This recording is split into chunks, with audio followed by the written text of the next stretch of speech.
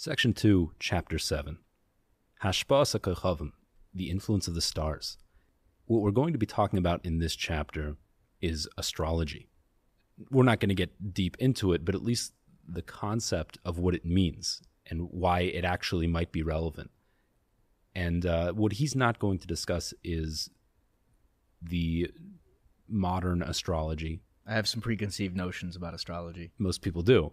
Especially you grow up in the Western world, and it seems absurd. The concept is ridiculous because you see the horoscopes section of the newspaper, and it's all right. It's laughable. But we're going to see that there might be something more to it than we might have previously thought. But before we get there, let's jump in with number 1. We've already discussed back in section number 1 that anything that happens here in this world, in the physical world, is first rooted in the spiritual world. So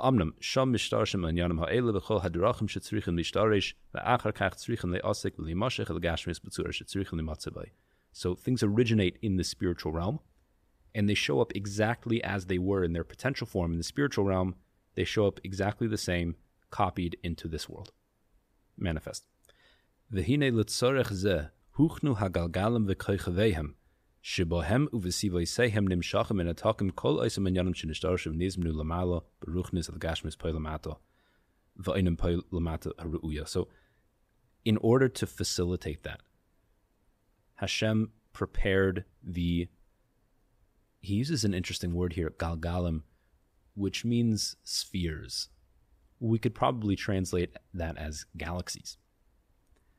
So galaxies and the stars and heavenly bodies, planetary bodies that exist there within, that through those and their orbital paths, the way their movements and their spinning and turning, through all of that, it generates a conduit of being able to draw down that energy from the spiritual world that manifests here on earth in the physical world. In fact, it seems a bit strange because you would say those are also physical. Well, that's exactly what I was about to say, is I don't understand that part. Right. So the Rambam describes, even though we know from a scientific perspective that things in the universe, in the heavenly realms, the other galaxies, they are made of physical material. It's true.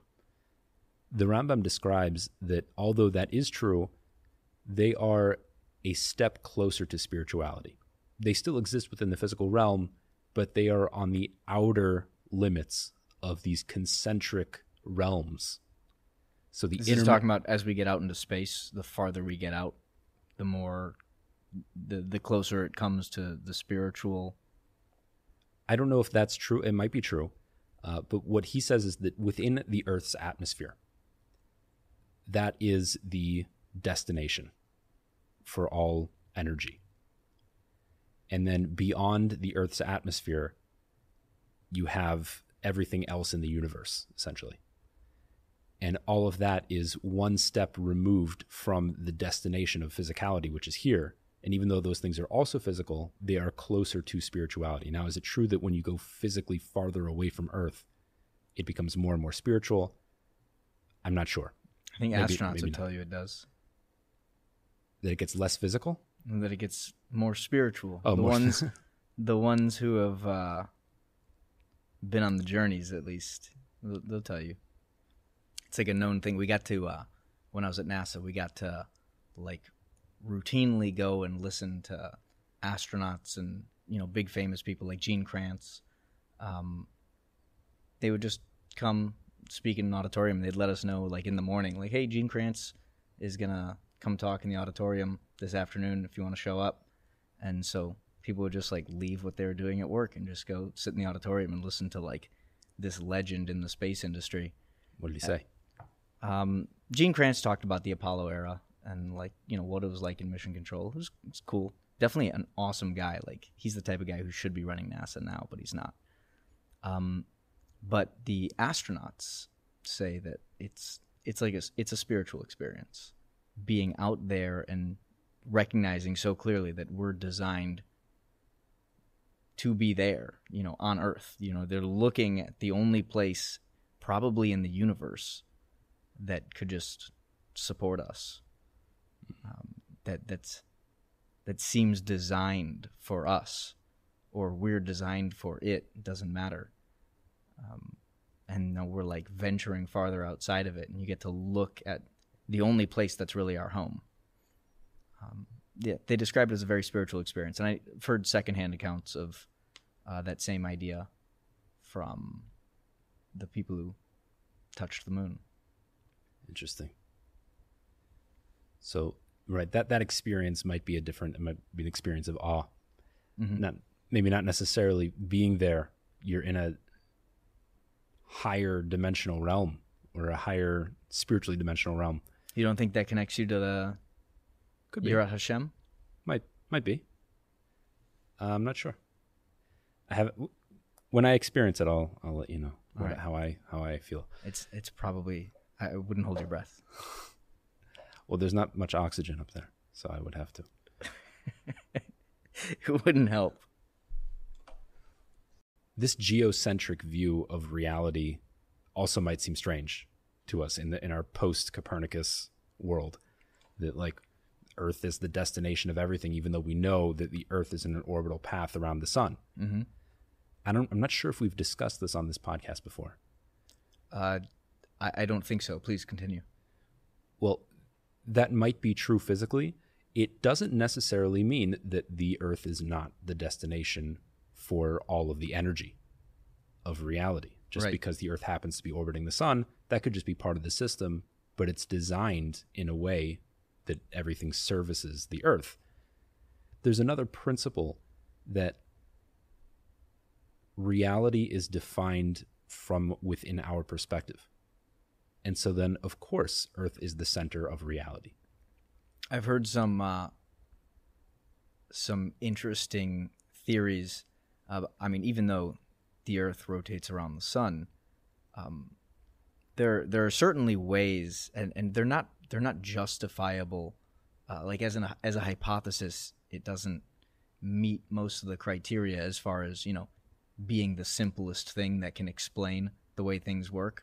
But you could definitely design a system where you have the Earth rotating around the sun, and everything in our solar system is rotating around the sun. And then the sun is rotating around some black hole at the center of the galaxy, et cetera, et cetera. And yet you could still design a system where the Earth is the center of that. Fascinating. Well, this is the system that he's describing, that all of these heavenly bodies exist in an outer realm. It is very clear there's a delineation from our atmosphere, the Earth's atmosphere, to the rest of the planetary bodies. And all of those are the conduits for transferring energy from the spiritual world down here to Earth. Va'amnam, minyan hakoychavim umadrigoseihem lechom aklekoseihem hayu kufi masher rosa chachma al yona hayosud tzarich v'nos ala hertek hazesh zecharnu. Now, the number of planets and stars and all these heavenly bodies that exist in all of their different sections, it's all exact. It's not just that these things are random and scattered around the universe and they also happen to serve this function. They are created for this function, and each one of them is necessary that Hashem decreed for facilitating what needs to happen here on Earth, which is mind-boggling. How does some galaxy at the other end of the universe have any sort of play in what's happening here on Earth? I don't know the answer to that question. Well, I think it and I know it might be too specific a question, but I mean, if we can almost perfectly predict the movement of celestial bodies, and those are what's determining the reality that we live in, then why can't we predict what occurs in reality? This is a fascinating question. This is, by the way, the concept of astrology. But we're way ahead of ourselves. Okay. All right.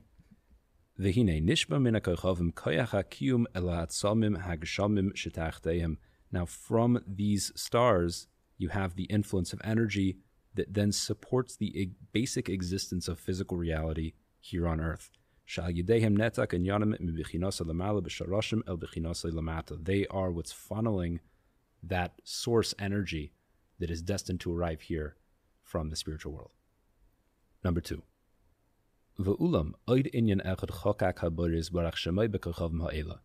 There's another function that's embedded within these heavenly bodies as well. It's not just facilitating the basic physical energy that makes a chair exist here in this world. There's another function as well, and that's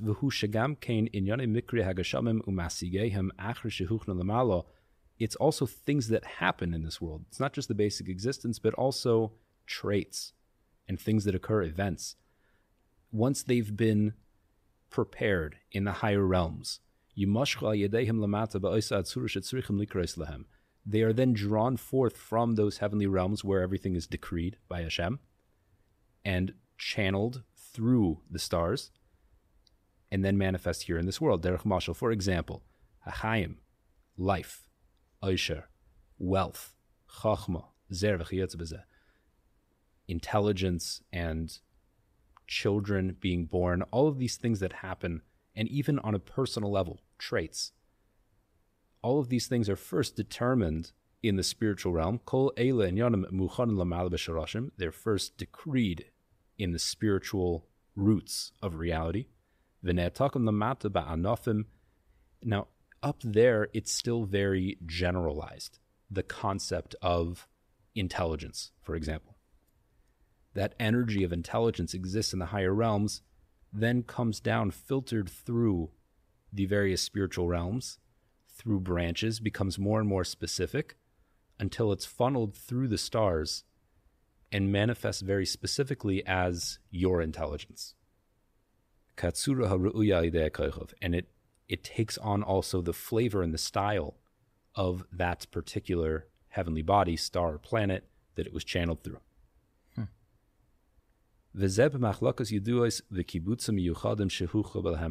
And it's also not random. There is a system for how all of these things are channeled, and each of the stars has a very specific role to play. And everything that happens down here in the physical world is divided among these stars to channel. Nothing else happens without that. It's all funneled through the heavenly realms.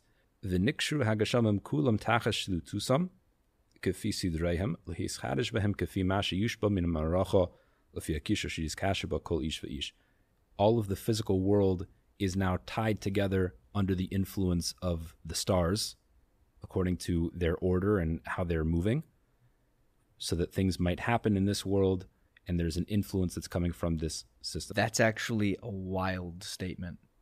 So anyone at any time period, you could have thought about just the sheer number of events, and you'd say, yeah, it's infinite, or it's, gajillions. But you know what I mean? Like it's as close to infinite as anything that we could possibly imagine. Just the number of events, all the events that happen, everything. But it was only like extremely recently that people knew for sure that there's more than like 10,000 stars in the sky. There's 10,000-ish visible stars without light pollution. You get a telescope and that goes up pretty significantly, like an old telescope, Galileo style, but you're not in the billions of stars until the very modern era. When we start, like the Hubble was when we realized, like, there's other galaxies. That's what we're looking at out there. And those all have, like, same 400 billion stars or thereabouts. There's at least 400 billion of those that we can see right now. So it's only, like, extremely recently that we realized, like, for sure, this at the very least goes on beyond anything that we can comprehend. And right. It's a big system. Yeah. Well, he very confidently says it right here. So now we're seeing something fascinating. We're seeing that not only we knew before that physicality is a manifestation of spirituality, and we're seeing now that it's being expressed through a system It shows up here in this world from a very complicated physical system that exists in the universe, which is all of the galaxies of the universe, are really a machine that are channeling energy through their rotations and the essence of what they're made of, that are providing spiritual energy, transferring it from a higher spiritual realm, an upper dimension, into our world here, and everything that's happening here in this world. Number 3, V'hine nishtabdu lozeh haseder kol b'nei adam gam kein lischadish b'hem kifi mashi yamashich lehem min ha'maracha. So every single individual, every person is subjugated to this system. We're all affected by it. Anything that happens to you in your life first is channeled through the stars. V'amnum kavar efshe shetuvutal toldas hakoychavim mikayach chazak elyon mehem. Now, having said that, it is possible to nullify the effects of these energies from the stars, from the heavenly realms. And that comes through divine intervention. And it's based on that concept that the Talmud says, Ein Mazal Yisrael. Now, by the way, the word mazal, mazal, right? What is mazal? It's a, is it a time period? No.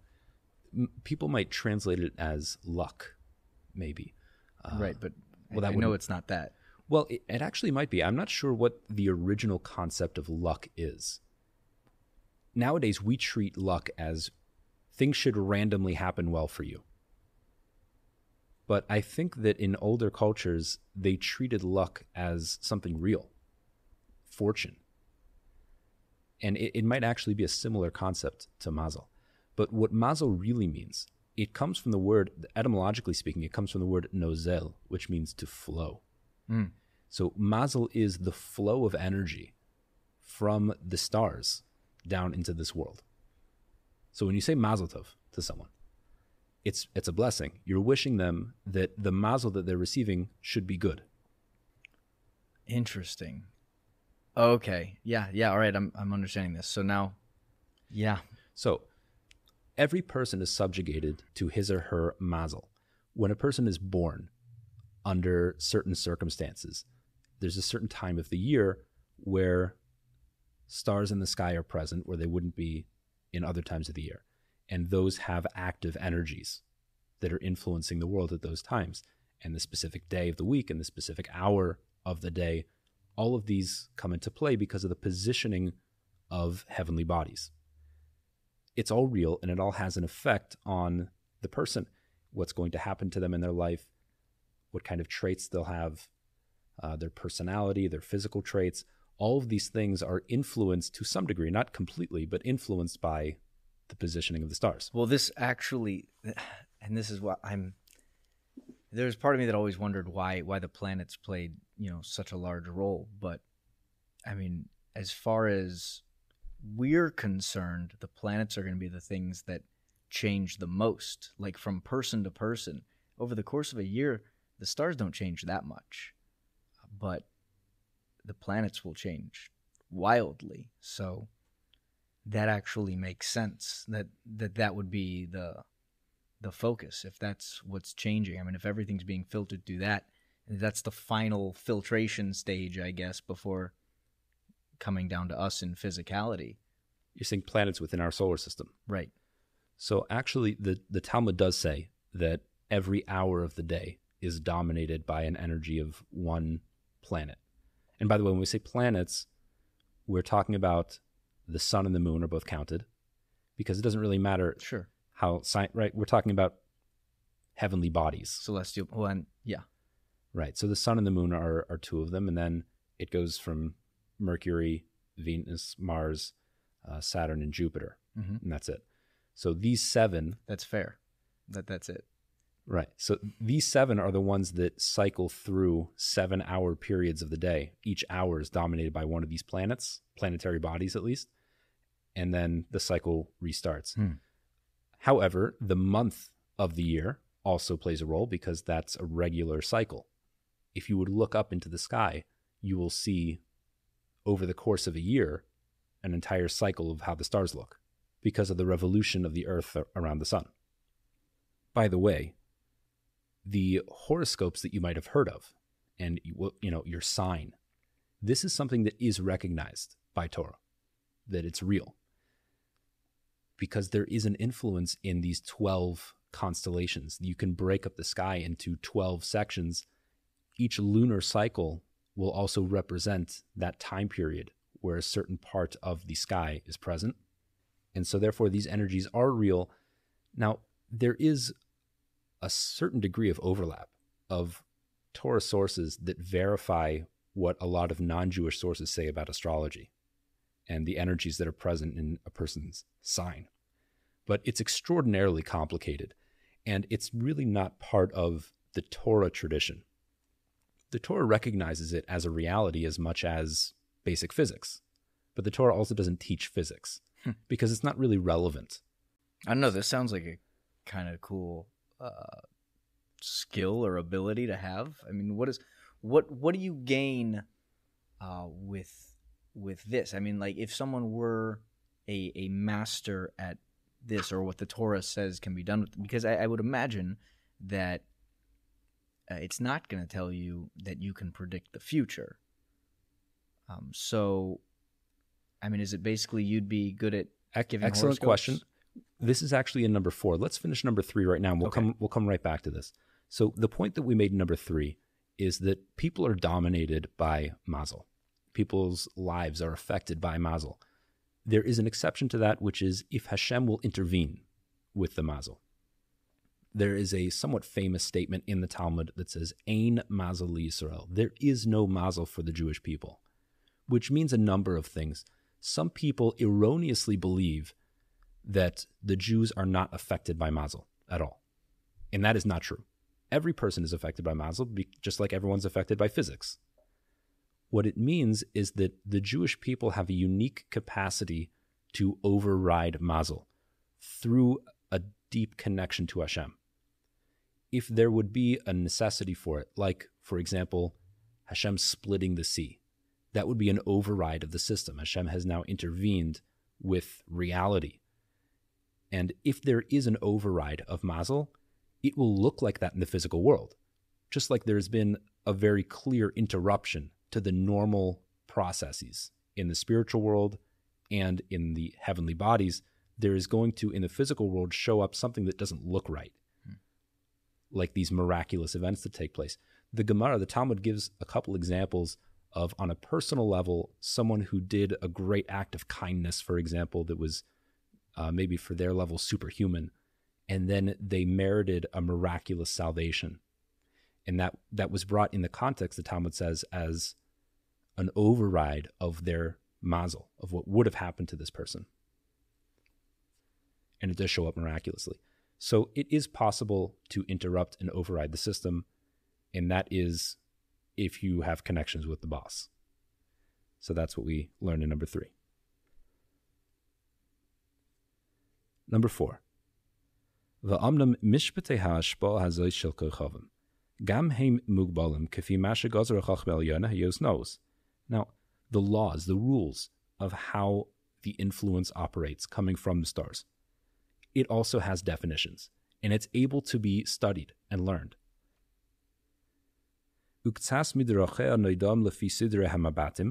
Some of its ways are known to, quote-unquote, the stargazers, astrologists of those times, of early times.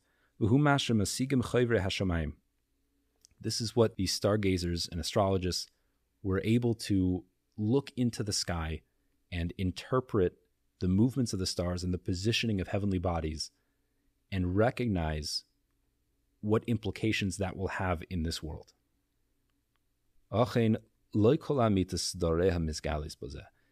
But we should know that not all of the ways of these operations are revealed and known to astrologists, even experts.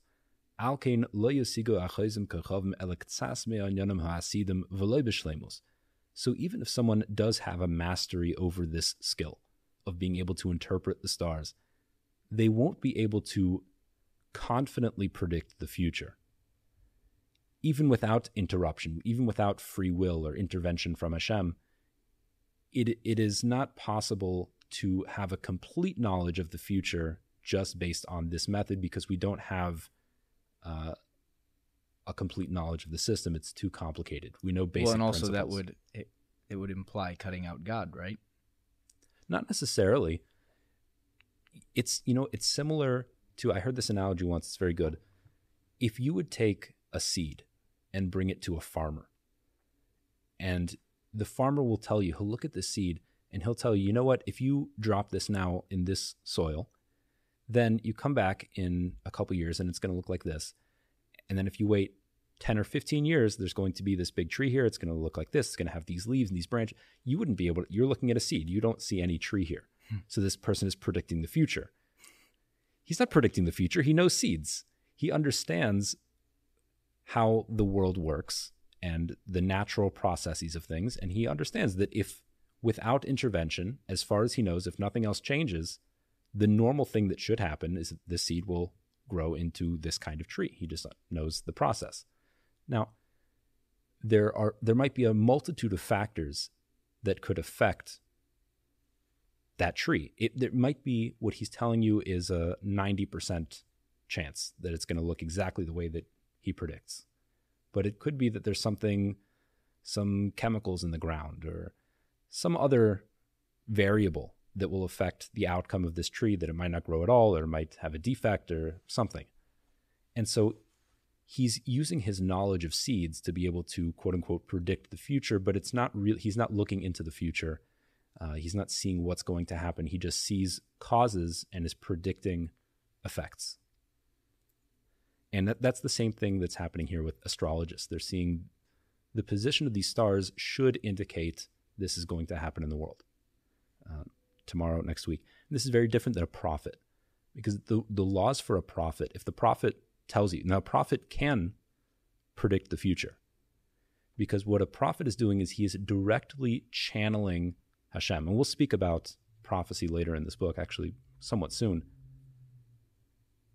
If he says that there will be 512 people at this event and there's 511, you kill him. I mean, not really, but that is the law. He is considered a false prophet. If he's off even by the slightest amount, then he's a false prophet. That's the difference between a prophet and a stargazer, is the prophet has absolute truth.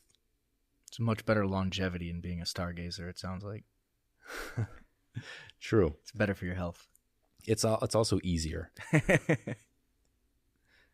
So an astrologist will be able to predict probably what's going to happen. There might be things that will, that there are other variables that he's not aware of. And he says, all the more so, that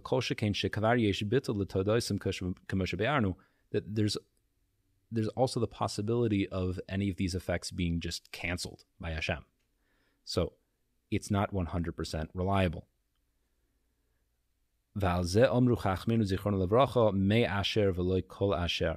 And that's what our sages said, from it and not all of it, which is a reference to the Talmud brings a verse from the book of Yeshaya that says that the stargazers are telling you some of it.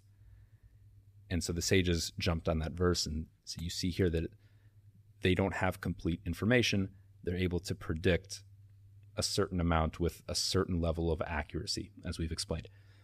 Now, nowadays, this art, let's call it, I don't know, it's not really a science because it's not empirically derived. Let's call it a skill. This skill has been largely lost from humanity. We still know a lot of the basic principles of a remnant, a very hollow shell of what used to be very reliable astrology. And so at this point, it's not even worth discussing or talking about, because it's too far diluted from what it used to be. However, there used to be real experts in this. And actually many of the sages that are brought down in the Talmud were experts in this as well. Let's say, theoretically, if you encountered an expert in astrology, are you allowed to ask him what's going to happen in the future. What use of this? What use is there really of this? Right. That was a little bit. I mean, that's basically my question from before. Is what could you do with this? So there are two things. One is you can gain insight into the basic nature of things. If you were able to know the exact mazel that you were born under, it might give you a lot of information about yourself that you might not be aware of. And it might provide a lot of insight. And you'll realize, oh, that's why I behave like this. And, these are my strengths and these are my weaknesses. A lot of that information can be very helpful for your growth process. And there's actually nothing wrong. If you're going to use it to grow and not make excuses. Well, yeah, of course. I can't help it. I'm a Sagittarius. Right. And there is actually nothing wrong with that. If you had this information, and by the way, we still do have a lot of information from reliable Jewish sources, ancient sources from Kabbalists, that do talk about principles of mazel and how to interpret them. And so there really is nothing wrong with that. Where it gets problematic is what we were just speaking about, predicting the future. There is a verse in the Torah that says, Tamim tihiyeh im Hashem Elokeichem. Be simple with Hashem your God. Be simple. So Rashi says that the explanation of that verse is don't try to figure out what's going to happen in the future. And so many of the commentaries understand that this is an explicit prohibition from seeking out astrologers and fortune tellers. Take things simply. Walk normally. Take things as they come. Make the right decisions based on your Torah knowledge. Don't try to hack the system. The question is now, what if a verified astrologer will come to you and tell you if you don't do X, Y, and Z, or he'll tell you your house is about to get struck by lightning and burn down. So what do you do then? The Rambam very famously said in a couple places that all of this about astrology, and it's all nonsense, which is it's really interesting. The Rambam has this take on a lot of areas of Kabbalah, which is perplexing because most commentaries are very assertive that the Rambam was a master Kabbalist as well. So it's a very interesting take. And he said, therefore, it would be absolutely forbidden to listen to this person because it's all nonsense. There are theories about why the Rambam had this position, but he does say that. Well, so would it be forbidden to listen to a person speaking nonsense about something else, or is it forbidden in this case because he's suggesting that it's power that comes from somewhere other than Hashem? He's suggesting that it would be a violation of be simple with Hashem.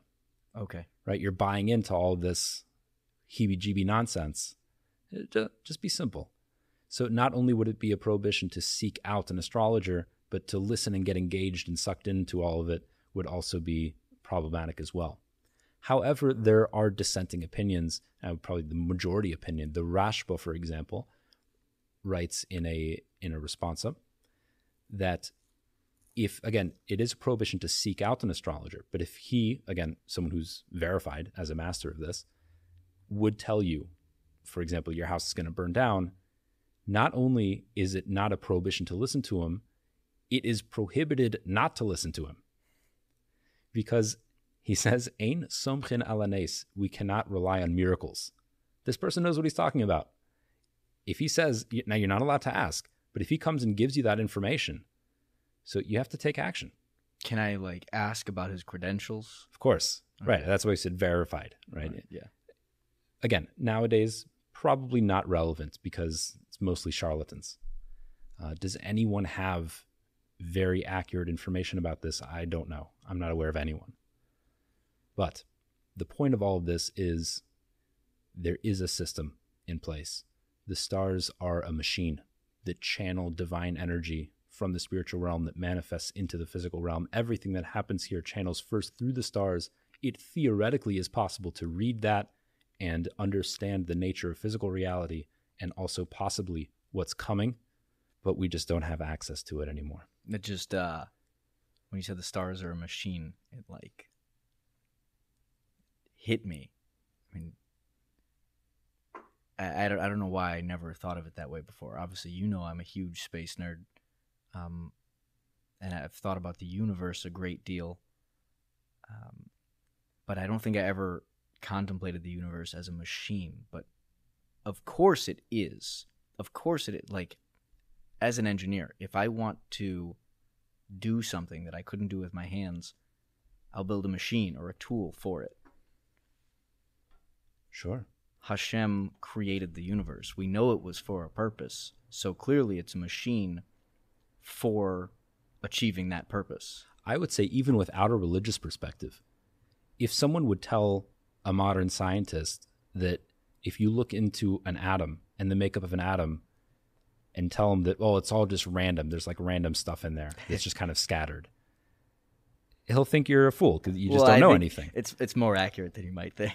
But well, there are a specific number of protons and neutrons and electrons, right, and the structure is regular, and it's all for a reason, and they're at a certain distance from the nucleus. Is this accurate? I'm not going to make any statements at all about what electrons are doing. Okay, fair enough. Yeah, me neither. Right. I'll take it back, but I assume that there's some sort of system and structure to it. It's being held together. I like to think that there is. Right. So is it any wonder that the same would apply to the entire universe? That, okay, this, on a very small scale, of course it has to be structured. But on the largest scale, it's all just random. Right. It would be an interesting bit of symmetry, just because our understanding of physics really breaks down as things get small, and things seem to violate physics as we know it. There would be a certain amount of like poetic symmetry there if, as things got really big, they also broke down. But we haven't observed that. We understand so little. I think what you meant to say is it seems to break down according to our understanding. Right. We just stop understanding what's happening at a certain point. Yeah.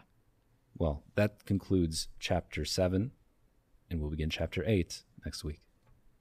It's fascinating stuff. Thank you, Rabbi.